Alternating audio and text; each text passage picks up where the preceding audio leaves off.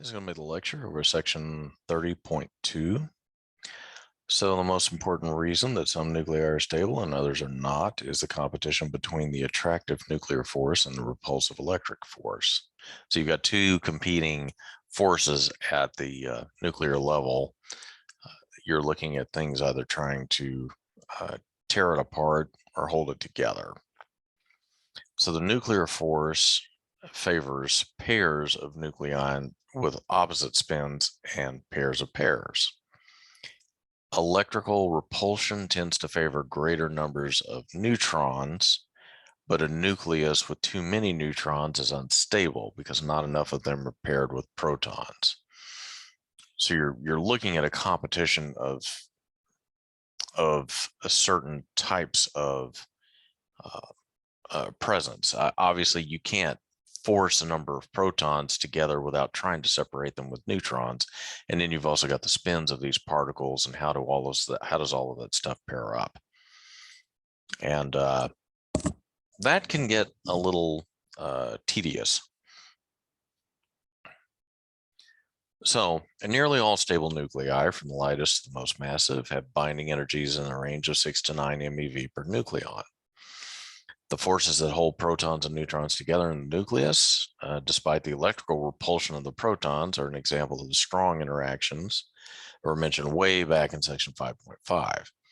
In the present context, this type of interaction is called the nuclear force, and here are the important characteristics. The nuclear force does not depend on charge. Both neutrons and protons are bound, and the binding is the same for both.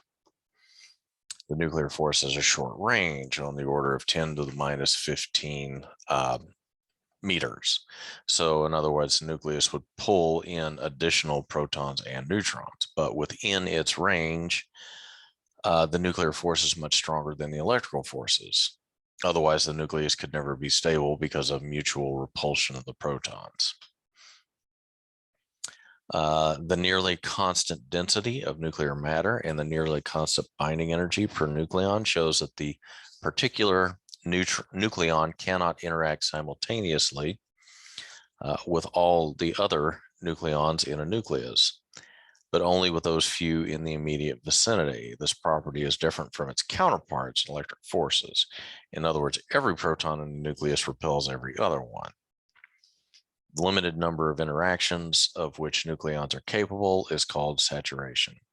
It is analogous in some respects to covalent bonding in molecules. So in other words, a carbon atom can form at most 4 covalent bonds with other atoms. So it's trying to get at how far this will stretch.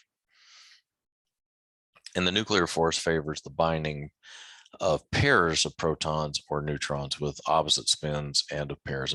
In other words, a pair of protons and a pair of neutrons, with each pair having a total spin of 0.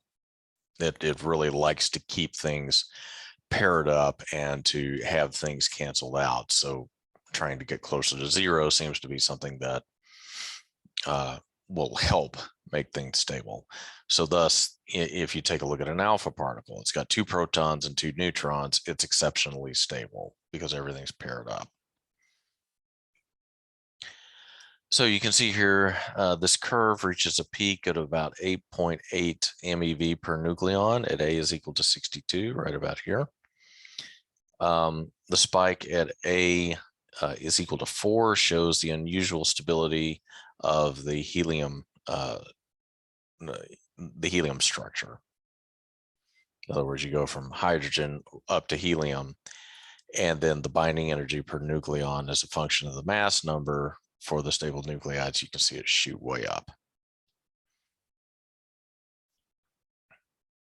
So the qualitative, if you can understand things at a qualitative nature, it will help you when it comes to the quantitative side of things. So the qualitative features of the nuclear force are very helpful in understanding why some nuclear structures are stable and others are not. So you got a 2,500 different nuclides that are now known. Only about 300 are stable.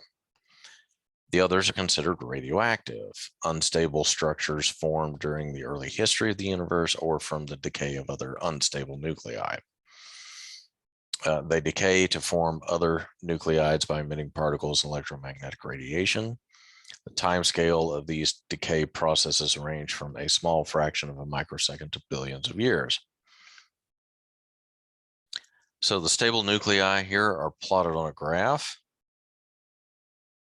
And you can see these stable nuclei, and you can also see where the number of protons and neutrons are equal. And as the mass number A increases, the stable nuclei have increasing number of neutrons to protons. And as you might guess, the reason for that is to try to cancel out the nuclear force of the concentration of protons. This is called the Segre chart after its inventor, Emilio Segre. Each light blue line perpendicular to the line n is equal to z represents a specific value of the mass number A. And most of the lines of constant A pass through only one or two stable nuclei. That means there are usually only one or two stable nuclei with a given mass number. In 4 of these cases, these lines pass through 3 stable nucleides, and only 4 stable nucleides have odd Z and odd N. And these are called odd-odd nucleides because you have an odd number for both the number of protons and the number of neutrons. And there is no stable nucleide with A is equal to 5 or 8, kind of an odd fact. The alpha particle, or the helium nucleus, with a pair of protons and neutrons, doesn't readily accept a 5th particle, and a collection of 8 nucleons splits rapidly into 2 helium nuclei. And the points representing stable nucleides define a rather narrow region of stability. For small mass numbers, the number of protons and neutrons are approximately equal. And that ratio of N to Z increases gradually with A up to about 1.6 at large mass numbers. And no nuclei with A greater than 209 or Z greater than 83 is stable. Note that there is no stable nuclei with Z is equal to 43, or for that matter, 61.